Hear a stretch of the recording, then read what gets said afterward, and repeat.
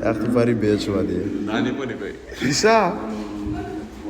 Yo, what up, guys? As you guys can see, this is me recording myself trading in class. This was my pre-market analysis. We were in that daily fair value gap, and I'm showing you guys how we took out the equal lows, and I'm expecting price to go higher. This is when I got into the trade. We took that turtle soup plus SMT entry on NQ, and after we got the reaction, I got in. 5 mini contracts. In here, I was in a little bit of drawdown, just enjoying in class, you know. And then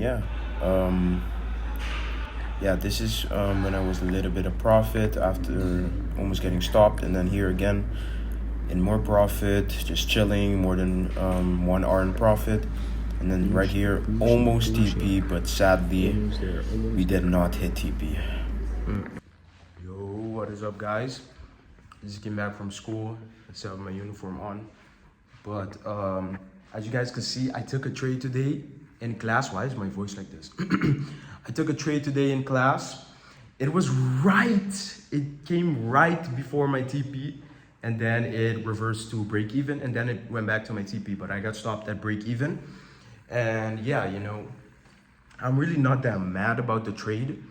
But now in hindsight, I see that it maybe would have been better if I didn't put it back at the stop loss at break even, because, you know, if price came back to break even, the trade was still going to be valid. You know, the trade ran about like a 1.8 R or something before hitting my stop loss at break even. And yeah, you know, I'm kind of butthurt, but I can't do anything about it. I'm not mad about it. I followed the plan. The only thing, again, I could have done better is just not move my stop to break even. Maybe make it a little bit tighter, but break even was not the move.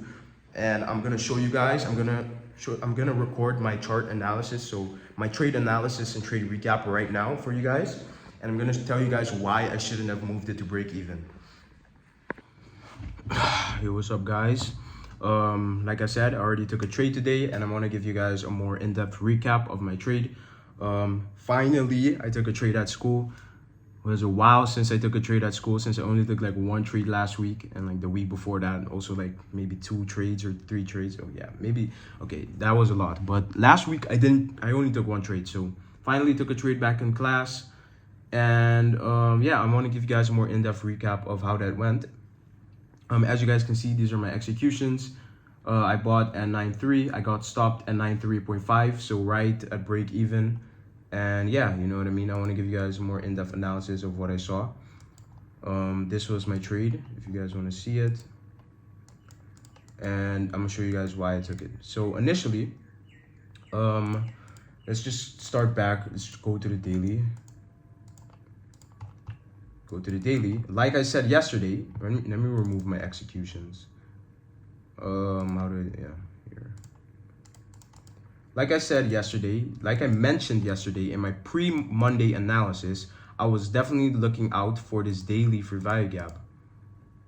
I was looking out for this daily fair value gap. You know, like I always prefer a more deep retracement into the more what the fuck am I saying, bro?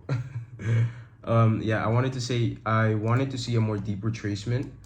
You know, it'd be better if there was a deeper retracement back to equilibrium when we're rebalancing into this fair value gap, but it's not what I need to see happen. You know what I mean? Why is my camera moving? Yeah. But it's not like a need, you know what I mean? Obviously, it would be nicer if we retrace deeper into this range, so we could rebalance to equilibrium too, but it's not something that is needed for me to engage in longs. So once we tapped into this daily fair value gap on the in the overnight session, and we started delivering from it, once we got this initial impulse, where is the thing? The path. Once we got into this daily fair value gap and we started to get that initial impulse to the upside during pre-market, that was basically already my confirmation that we are delivering, that we are reacting from this daily fair value gap, and that price wants to go higher.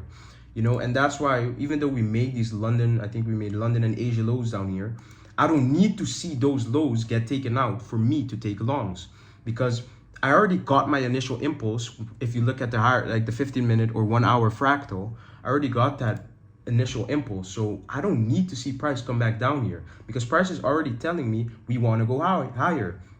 We also made this daily for value gap here, and you know, one main thing that you should know if you trade ICT, that when you get like an impulse up or a leg up or down, depending what your bias is, if a fair value gap gets created, you know, that's always going to be a more higher, a higher probability leg, you know. So that's basically what I was looking at.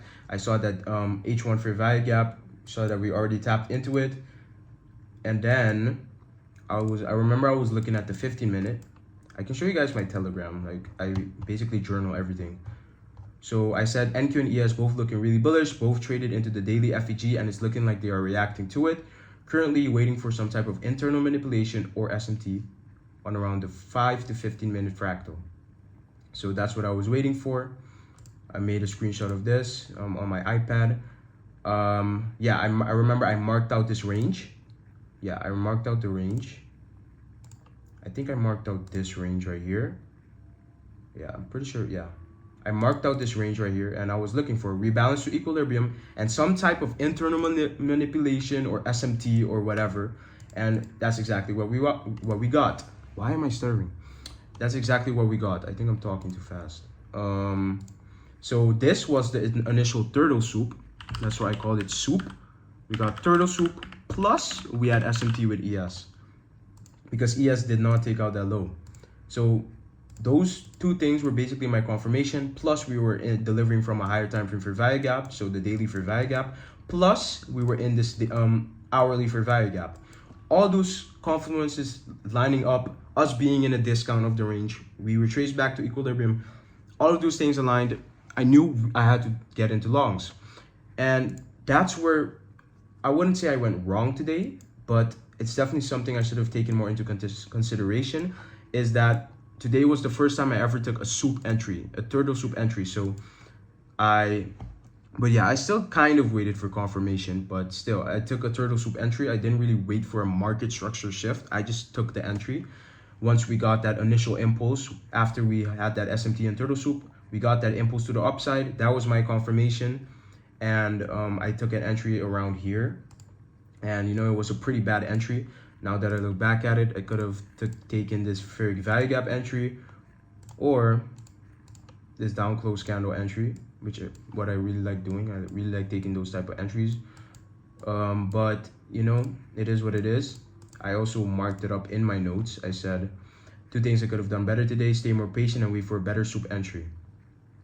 So yeah, that's where I could have gone better today. But besides that, I like the trade. I like the trade idea.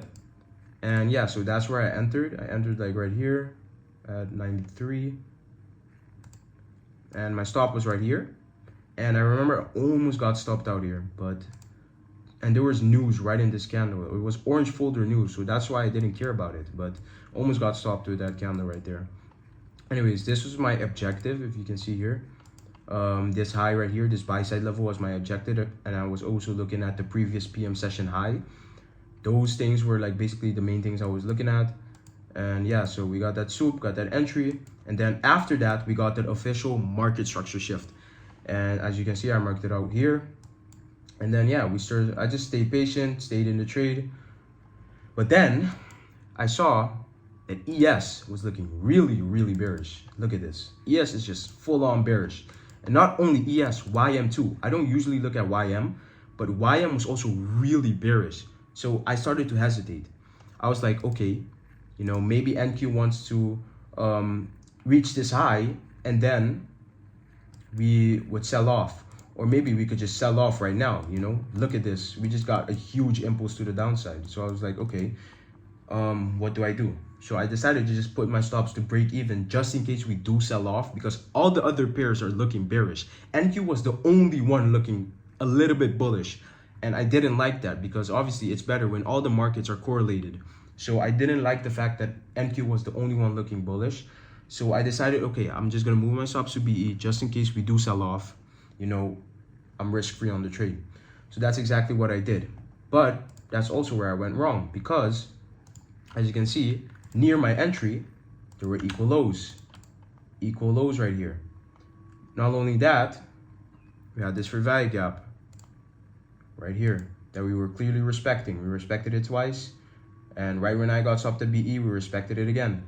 So it wasn't smart in general to move my stops to break even, and I should have just trailed my stops like somewhere around here or something.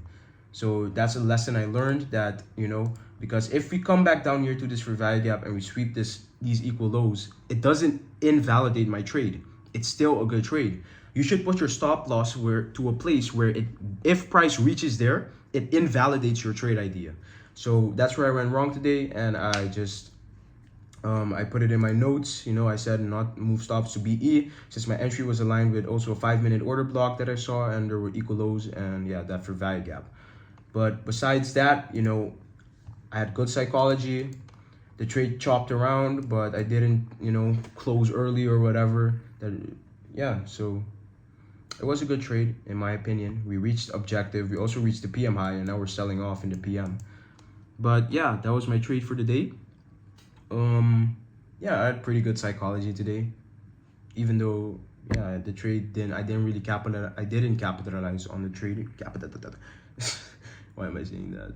I didn't capitalize on the trade, but I had a good psychology, maintaining good habits, and just following the plan, bro. Following the rules. Yeah. Let me vlog. Yo, what's up, guys? Just came back from the gym.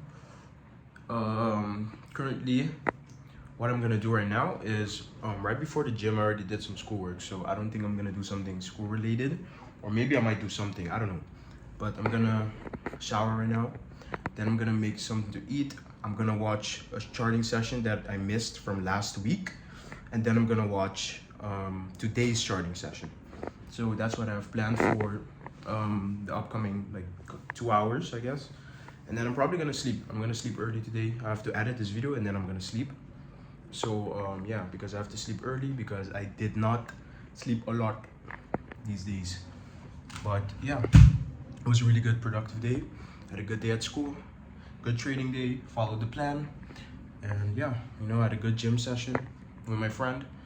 And yeah, so hope you guys enjoyed this video, and I'll probably cut to like a time lapse of me watching the charting session or something. But yeah, thanks for the support again on the videos, and I'll see you guys tomorrow.